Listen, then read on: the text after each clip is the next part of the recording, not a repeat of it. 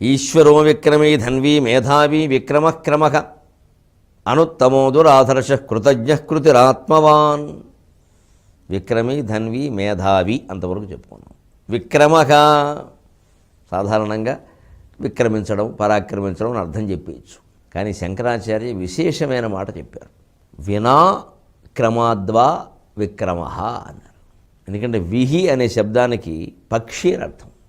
ఖగే విహంగ విహగ విహంగమ విహాయసాహ శకుంతి శకుంతి పక్షి శకుని శకుంత శకున ద్విజాక శకుంత పక్షి శకుని శకుంత శకున ద్విజాక ఖగే విహంగ విహగ విహంగమ విహాయసాహ. ఇన్ని అర్థాలు ఉన్నాయండి, ఇన్ని మాటలు ఉన్నాయి పక్షి అనడానికి. సంస్కృత భాష గొప్పతనం అది. శకునము శకుంతము శకుని ఇవన్నిటికీ పక్షి అని అర్థం. అందుకే పక్షి కూతల్నే ఏదో శకునంగా భావించడం వచ్చింది. శకునం అంటేనే పక్షి. ఇళ్ల ముందు చెట్లు ఉంటాయి, చెట్ల మీద పెట్లు ఉంటాయి. గోదావరి గట్టు ఉంది, గట్టు మీద చెట్టు ఉంది, చెట్టు మీద పెట్టుంది. పెట్ట మనసులో ఏముంది మనకు తెలుసా? కవి గారికే తెలియలే. అవి ఆ పెట్ట మనసులో ఏముందో కూడా మనం ఊహించేసేసి అనవసరంగా భయపడిపోతున్నాం. అది కూసిందంటే శుభం, ఇది కూసిందంటే అశుభం. దీనికి ఏమి శాస్త్రీయ ప్రమాణాలు లేవు. నిజానికి పక్షుల కూతలు, జంతువుల అరుపులు, వాటి సంచారాలను బట్టి మొత్తం సామూహికంగా సంభవించే పరిణామాలు, తుఫాన్లు, వరదలు, భూకంపాలు, వాతావరణంలో పెనుమార్పులు గ్రహించవచ్చు. మన విజ్ఞాన దృష్టి ఆ రకంగా సాగాలి. కానీ మనం అలా ఆలోచించట్లా. విచిత్రంగా స్వార్థం ఎంతసేపు నాకేం జరుగుతుంది. భూమండలం అంతా భూకంపం వచ్చినా పర్వాలా, మా ఇల్లు ఒకటి ఉంటే సరిపోతుంది. చిన్ని నా బొజ్జకు శ్రీరామ రక్ష. అందుకని మనమే విశాలమైన ప్రయోజనాలు కలిగినటువంటి శకున శాస్త్రాన్ని ఇలా మార్చాం. అలాగే జ్యోతిష్ శాస్త్రం, భూమి మీద జరిగే ఉత్పాతాలు, చంద్రగ్రహణం, సూర్యగ్రహణం, సరే అష్టగ్రహ కూటములు. ఒకసారి 13వ శతాబ్దంలో ఐరోపా ఖండంలో వ్యాపించినటువంటి ప్లేగు వ్యాధి గురించి మన జ్యోతిష్ శాస్త్ర గ్రంథాల్లో ఉంది. వాళ్ళు గ్రహించలేదు ఆ విషయాన్ని. సూర్యుల్లో ఉండేటువంటి మనకు కనిపిస్తున్న మచ్చల కారణంగా భూమిలో వచ్చే వ్యాధుల గురించి ఉంది.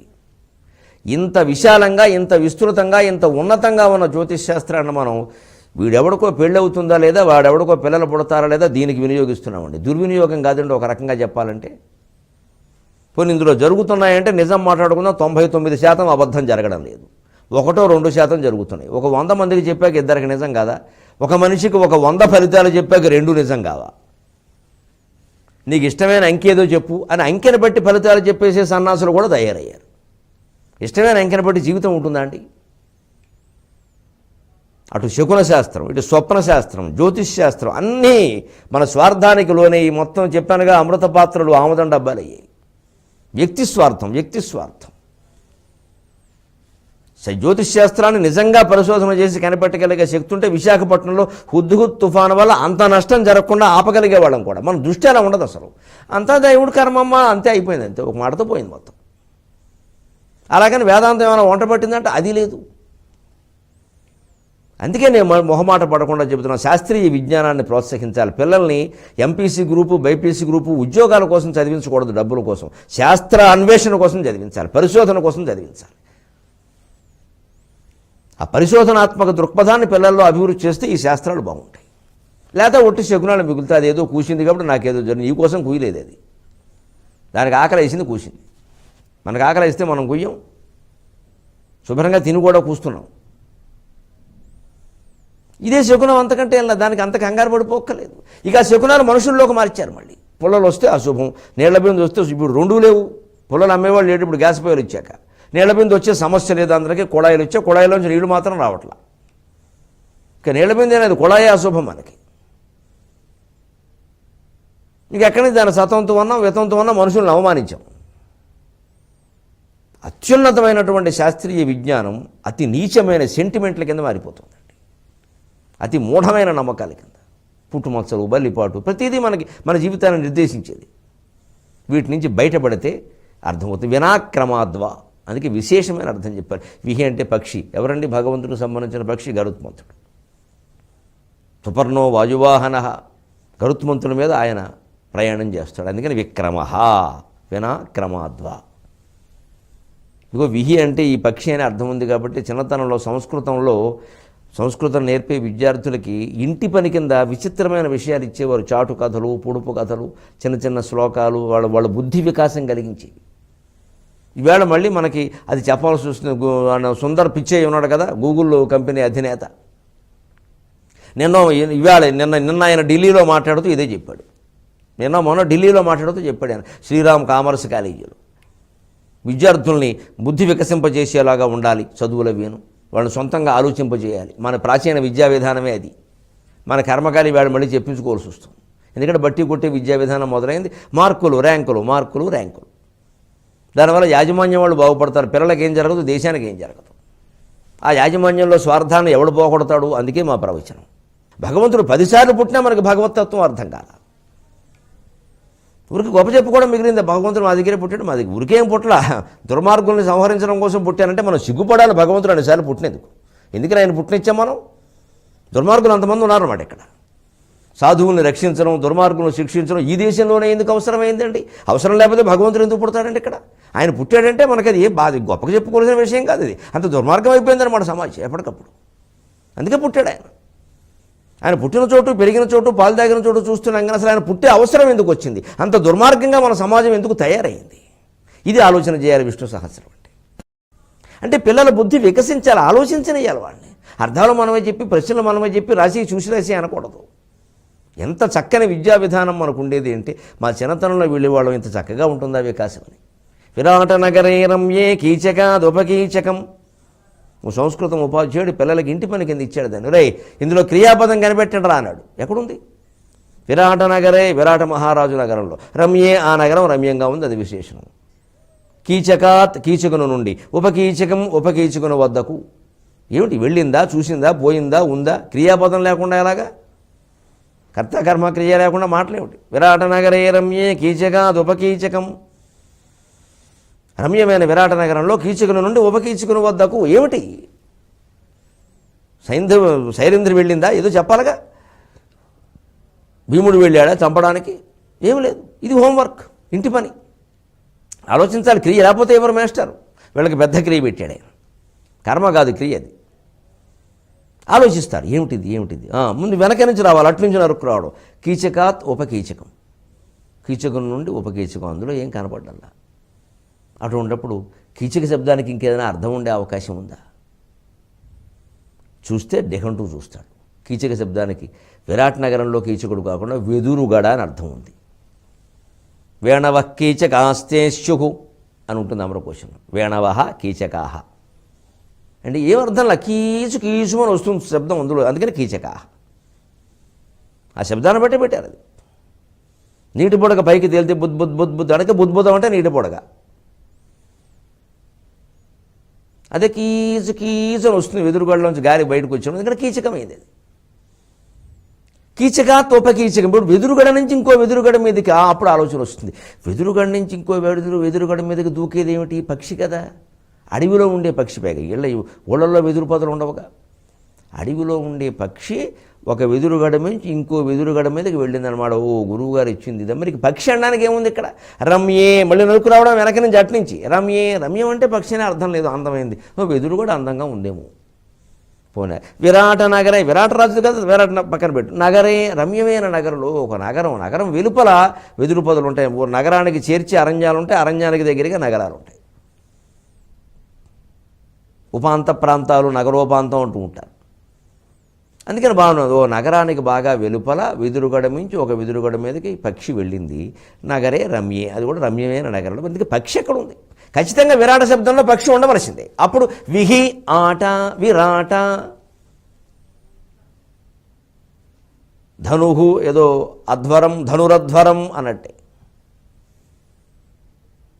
విహి ఆట విరాట. విహి పక్షి. అందుకే ఆకాశాన్ని విహాయసం, పక్షులు విహరించే ప్రదేశం. విహి, విహము, విహగము, విహంగమము కూడా ఉంది. ఇన్నిటికీ పక్షి.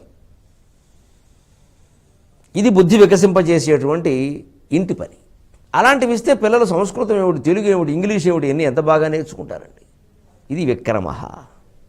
ఇన్ని చమత్కారాలతో కలిపి చెప్పుకోవడం ఎందుకంటే కాస్త ఆసక్తి పెరుగుతుంది, విద్యార్థులను కాస్త తీర్చిదిద్దుతారు. నా తాపత్రయం అది. ఊరికి ఈ నామం చదివితే రోగం పోతుంది, ఈ నామం చదివితే జ్వరం తగ్గుతుంది, ఈ నామం చదివితే భయం పోతుంది, ఈ నామం చదివితే దుస్వప్నం పోతుంది, ఇటువంటివి నేను చెప్పను, దయచేసి ఆశించద్దు. నాకు కావలసింది విజ్ఞానం, ఒక మనస్తత్వం, ఒక అపూర్వమైన మంచి మనస్తత్వం, మంచి సమాజం ఏర్పడాలి, మంచి కుటుంబాలు ఏర్పడాలి, మంచి సమాజం ఏర్పడాలి. విష్ణు సహస్రం ద్వారా అది జరుగుతుందని విష్ణువు మీద నాకు ఎంత నమ్మకం ఉందో ఈ ప్రయత్నం మీద అంత నమ్మకం. దీనికి చదవండి ఈ రోజు ఇది ఈ మాటలు నా నోట రావు. ఈశ్వరో విక్రమే ధన్వి మేధావి విక్రమ క్రమక. మనం వాడుకలో చూడండి, క్రమః అన్నారు శ్రీ మహావిష్ణువుని, భగవంతుణ్ణి ఎందుకన్నారు? క్రమం మనం మామూలుగా ఎప్పుడు వాడతాం వాడుకలో. క్రమంగా అలా జరిగిందండి. క్రమంగా అంటే ఆ మాటల విశ్లేషణలోకి వెళ్ళిపోతే అర్థం తెలిసిపోతుంది. సంస్కృత భాషలో ఉందా గొప్పతనం, అన్ని భాషల్లో ఉందో లేదో నేను చెప్పలేను. సంస్కృతంలో ఆ శబ్దం, దాని వ్యుత్పత్తి, ఒక్కోసారి దాని అక్షరం ఆకారం కూడా అలా ఆలోచిస్తే చాలా దొరుకుతాయండి. ఆ లిపి క్రమంగా జరిగిందంటే ఒకదాని తర్వాత ఒకటి. అది ఎలా నిర్ణయిస్తారు? ఒక అడుగు తర్వాత ఒక అడుగు వేస్తాం, అది క్రమం. అంటే క్రమం అంటే ముందుకు నడవడం, క్రమశిక్షణ. అవి ముందుకు నడిచేటువంటి ఒక 50 మంది నిలబడ్డారు. ముందుకు నడవాలంటే ఒకరి తర్వాత ఒకరు నడవాలి. అంతేగా నలుగురు ముందుకు వచ్చి తోసుకుంటే నడవలేంగా, మనకి లేనిది అదేగా. అనేక దేశాలు ప్రధానంగా అభివృద్ధి చెందడానికి కారణం క్రమశిక్షణ. మనకి కాఫీ హోటల్ దగ్గర నుంచి పార్లమెంటు పని వరకు ఎక్కడైనా తోసుకోవడమే. అసలు ఒక హోటల్లోకి వెళ్ళాం, అక్కడ ఈ మధ్యన ఏవో ఈ స్వయం సేవ అని వస్తాయి, వాళ్ళు ఏవో టోకెన్ ఇస్తారు, అది అక్కడ ఇస్తే వాడు టిఫిన్ ఇస్తాడు. అక్కడ వరుసలో నిలబడలేమండి.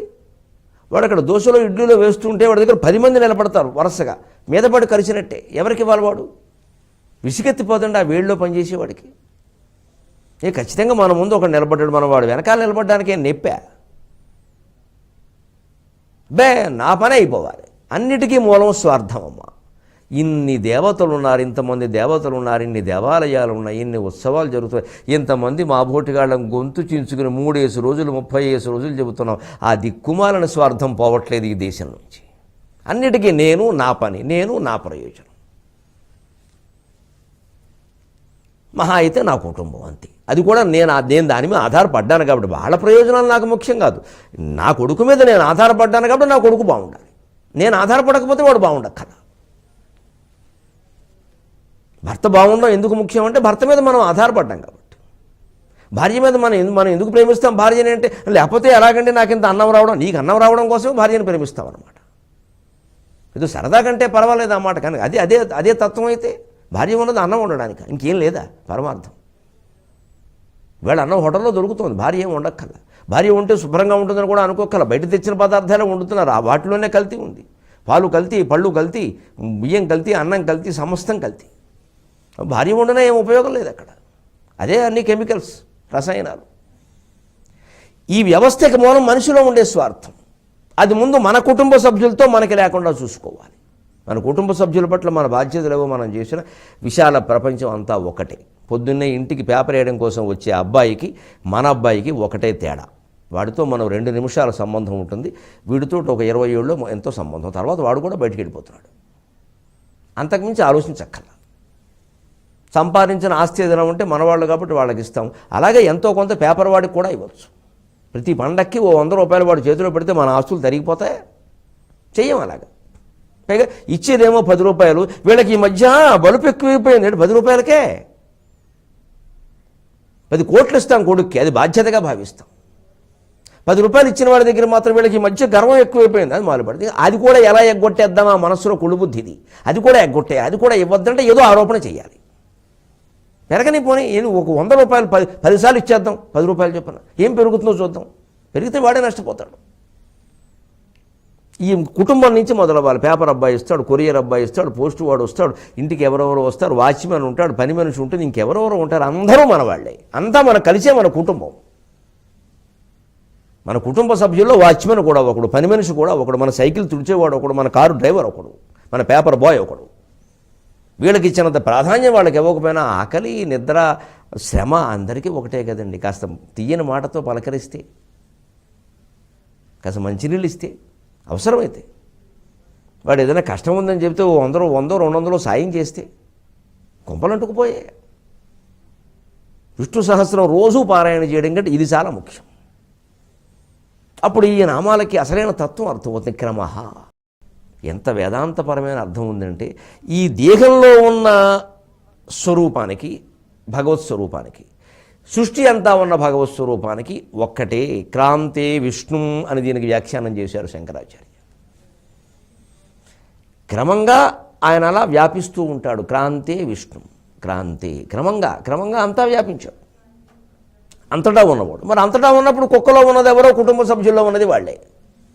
అంచేది కుటుంబ సభ్యులను కుక్కల్లా చూడక్కల్లా, కుక్కను కుటుంబ సభ్యులుగా చూస్తున్నాగా, అలాగే బయట మానవులను ఎందుకు చూడలేము? మనకి జంతువుల మీద, చెట్ల మీద, అన్నిటి మీద గౌరవాలు, ప్రేమలు, పూజ్యభావాలు కూడా పెరిగిపోయాయండి. మనుషుల మీదే హీనభావం వస్తుందండి. కానీ ఆ మనుషులు సాటి మనుషులు అనే భావన రానంత వరకు ఏం ఉపయోగం లేదండి. ఎన్ని చెప్పుకున్నా, ఎన్ని చదివినా. ఇంత ప్రేమ చూపించకపోయినా కొంతైనా చూపించాలి కదా. అది చూపించాలి అంటే శంకరాచార్య చేస్తున్న వ్యాఖ్యానం వేదాంత నిండము అన్వయంతో చెబుతున్నా. దేహాదుల్లో ఉండే ఆకాశం, దైహికమైన ఆకాశం, బాహ్యంగా ఉండేటువంటి ఆకాశం, ఈ రెండిటికి ఏకత్వ ధారణ చెయ్యాలి. అదే క్రమః అన్నది. క్రాంతి విష్ణు అన్నదానికి వ్యాఖ్యానం అది. దేహంలో ఒక ఆకాశం ఉందా? ఎక్కడుందండి? ఎందుకు లేదండి? మాట ఎలా వస్తుందండి? చేతిలోంచి మాట రాదే, కాళ్ళలోంచి మాట రాదే, నోట్లోంచే వస్తుంది మాట. ఎందుకంటే అక్కడ హాలో శూన్యం ఉంది. అక్కడ కళ్ళల్లో కూడా శూన్యం ఉంది, కానీ మాకు గుడ్డు కమ్మేసింది. చెవులో కూడా శూన్యం ఉంది, అది మాట వినడానికే, రావడానికి కాదు. దాని ఏర్పాటు వేరు. గొంతులో ఉన్న శూన్యం ఉంది, హాలోనెస్, ఖాళీ అంటాం మనం, అది మాట రావడానికి. ఎందుకంటే అక్కడ శూన్యం. ఆకాశం శబ్దగుణకం, శబ్దం అక్కడి నుంచే వస్తుంది. అందుకే విశుద్ధ చక్రానికి ఆకాశం లక్షణంగా చెబుతారు, మూలాధారానికి భూమి లక్షణంగా చెబుతారు, స్వాధిష్టానానికి అగ్ని లక్షణం, అనాహత చక్రానికి వాయువు లక్షణం. ఇలాగా ఎందుకు చెప్తారు పంచభూతాలని వరుసగా అంటే, ఇదే గొంతులో ఉన్నది ఆకాశం శూన్యం, అందుకే శబ్దం వస్తుంది. సరే, ఆ ఆకాశం అలా అట్టిపెట్టండి. పంచభూతాలు శరీరంలో ఉన్నాయి కాబట్టి భూమితత్వంగా చర్మం ఉంది, నీటి తత్వంగా రక్తం ఉంది, పృథివీ తేజస్తత్వంగా మన కళ్ళల్లో ఉండే కాంతి ఉంది, లేకపోతే ఏది కనపడదు. వాయుతత్వంగా ఉచ్ఛ్వాస నిశ్వాసాలు ఉన్నాయి. ఆకాశతత్వంగానే లోపల ఉన్న శూన్యం ఉంది. ఆ శూన్యాన్ని ఇలా అడ్డుకుంటేనే శబ్దం వస్తుంది. నెగిటివ్ పాజిటివ్ ఫిలిం అర్థమైతే అర్థమవుతుంది. మొత్తం చీకటిగా ఉంటే కానీ ఆ లైటింగ్ ఆ వస్తువు మీదే పడాలి, ఫోటో సరిగ్గా రావాలి అంటే. అందుకే ఇక్కడ నిలబడకండి, అక్కడ నిలబడి అంటాడు. ఇప్పుడు లైటింగ్ దేని మీద పడాలి? ఆ వస్తువు మీద పడాలి, కెమెరా మీద కాదు. కెమెరా మీద లైటింగ్ పడితే ఫోటో రాదు. ఏ వస్తువుని, ఏ వ్యక్తిని మనం ఫోటో తీయదలుచుకున్నామో ఆ వ్యక్తి మీద బాగా పడాలి. అందుకే మమ్మల్ని శుభ్రంగా టీవీల వాళ్ళు 16 లైట్లు పెడతారు. మీకేం తెలుసు ఈ బాధ? 16 లైట్లు మా మొహం మీద పెడతారు, పైగా బాగుందా అంటారు. ఎందుకు బాగుండదు? వేడి. ఎందుకంటే మరి అలా పడాలంటే అంతే, ఆ వస్తువు మీద పడాలి. ఎలా పడుతుందండి లైటింగ్? ఏమవుతుంది? అక్కడ ఉండే చీకటిని తొలగించి లైట్ అడ్డుకుంటుంది, వెంటనే ఈ మనిషి అక్కడ కనపడ్డాడు. లేదా మొత్తం కాంతి వ్యాపించిన చోట చీకటిని సృష్టించగలిగితే అక్కడ ఉన్న ఆకారం ఒక రూపుదిద్దుకుంటుంది. అదే ఫోటో సరిగ్గా. అంతే కెమెరా ఫిల్మ్ని చీకట్లోనే కడుగుతారు. ఏమాత్రమైనా వెలుతురు దాని మీద పడిందంటే ఆ ఫిల్మ్ చెరిగిపోతుంది. పూర్వం ఈ టెక్నాలజీ లేనప్పుడు ఫిల్మ్ కడగడం, ఫోటో స్టూడియోలో కడగడం అది ఉంటే అది ఏదో బ్లాక్ రూమ్ ఏదో అనేవారు. మొత్తం ఇలా మూసేసి ఉండేది, లోపలికి వెళ్ళడానికి చిన్న కాగితం సందు కూడా ఉండకూడదు. అందులో ఆ ఫిల్మ్ కడిగేవాడు, తుడిచి. దాంట్లో వెలుతురు వెళ్ళకూడదు. మరి వెళుతుందంటే పడిపోతుంది. అంటే ఆ చీకటి ఉన్న ఆకారంలో ఆ వెలుతురు, ఈ వ్యక్తిని ఒకటే వెలుతురుగా తీశారు. లేదు, వెలుతురు ఉన్న ఆకారంలో ఈ వ్యక్తి ఆకారం చీకటిగా వచ్చింది, ఆ ఫోటో సరిగ్గా వచ్చింది. సరిగ్గా అందుకే మన ఫోటో మనం ఎలా ఉంటే అలా వస్తుంది. అలాగా ఈ ఆకాశాన్ని, శూన్యాన్ని అడ్డుకుంటోంది శబ్దం. ఆ అడ్డుకోవడానికి నాలిక, ముఖాది అవయవాలు, ప్రయోగాలు ఇవన్నీ ఉన్నాయి. ఒకలా అడ్డుకుంటే ఒక శబ్దం, ఇంకోలా అడ్డుకుంటే ఇంకో శబ్దం. అందుకని పైన తాగితే చా, ఇది ఇంకా పైన తాగితే టా ఠా డా ఢా, ఇంకా ఇక్కడ మధ్యలో చూస్తే కా ఖా గా ఘా, ఇక కింద నుంచి వస్తే చా ఛా జా ఝా, ఈ పెదవుల నుంచి చూస్తే పా ఫా బా భా. ఇవన్నీ అడ్డుకునే విధానంలో తేడా. అంటే దేహంలో ఆకాశం ఉంది. మరి మన దేహంలో ఆకాశం ఉన్నప్పుడు ఎదుటి ఉన్న వాళ్ళ దేహంలో ఉండదా? వాళ్ళ దేహంలో ఉన్నప్పుడు కుక్క దేహంలో ఉండదా? పిల్లి దేహంలో ఉండదా? ఇన్ని దేహాల్లోనూ ఆకాశం ఉన్నప్పుడు ఆ దేహానికి ఈ దేహానికి మధ్యలో ఉన్న శూన్యం ఆకాశం కాదా? ఆకాశస్వయం విష్ణు ఎందుకు చెప్పారండి? ఆ మధ్యలో ఉన్నటువంటి శూన్యమే విష్ణువయ్యా, అదే భగవంతుడయ్యా.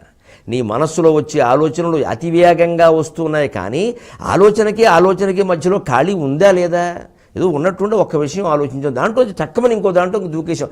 టక్కమని దూకామన్నాం, టక్, అది టక్ పట్టుకోవాలి. టక్కమని అంటే టక్ ఎక్కడ? ఆలోచనకి మధ్యలో ఖాళీ. మాటకే ఎంత వేగంగా మాట్లాడేవాళ్ళని మీరు చూసినా, మాటకే మధ్యలో తేడా ఉందా లేదా చూసినా ఆపాం. మాట తేడా ఉందా లేదా చూసాం. తేడాకి, ఉందాకి, లేదాకి మధ్యలో కూడా ఖాళీ ఉంది. అతివేగంగా మాట్లాడుతూ ఉండడం వల్ల ఆ ఖాళీ లేదని మనకు అనిపిస్తోంది. అతివేగంగా ఫ్యాన్ తిరుగుతూ ఉంటే అది తిరగడం లేదు అనిపించినట్టుగా, అతివేగంగా భూమి తిరుగుతూ ఉంటే అది స్థిరంగా ఉందని రసా విశ్వంభర స్థిర అని పేరు పెట్టినట్టుగా, భూమి అచల అనంత స్థిర, అచల స్థిర ఎందుకు వచ్చేయండి చంచలమైన భూమికి? అలాగని పూర్వం వాళ్ళకి తెలియదుందామా, కావ్యాల్లోనే భూమి చంచలమని ప్రయోగాలు ఉన్నాయి. శాస్త్రాల్లో ఎలాగ ఉన్నాయి, కావ్యాల్లో కూడా ఉన్నాయి. అదొక లక్షణం. మనకు అలా కనపడుతుంది కాబట్టి అచల అన్నారు, అసలు చంచల అన్నారు. మనకు అలా కనపడుతుంది కాబట్టి స్థిర అన్నారు, అసలు అస్థిర అన్నారు. అంటే ఇలా క్రమంగా వ్యాపించడం అంటే అర్థం శూన్యం రూపంలో, ఆకాశం రూపంలో వ్యాపించాడు, వస్తువుల రూపంలో కాదు. అందుకే మనకి ఎంత ఖాళీ లేదు అనుకున్నా సరే ఖాళీ ఉంటుంది. గమనించండి, మీరు చెవిలో 100 గుడ్డలు పెట్టుకోండి, 100 రకాల దూది పెట్టండి, పక్కన వాడిని మాట్లాడమని ఎంతో కొంత వినపడుతుంది. వినికిడి శక్తి అంటూ ఉంటే ఎంతో కొంత. ఆ వినికిడి శక్తి అనేది దెబ్బతినేసిన తర్వాత ఎన్ని యంత్రాలు పెట్టండి లోపలికి వెళ్ళదు. అది రకరకాలుగా మనం చూస్తున్నాం ఇవాళ. అలాగే నేల ఇక్కడ ఎక్కడా ఖాళీ లేదండి అన్నాం, నీరు పోసాం, ఇంకింది. మనిషి కూర్చోవడానికి ఖాళీ లేదు, కానీ నీరు ఇంకింది అంటే నీరు వెళ్ళే అవకాశం ఉన్నట్టే కదా.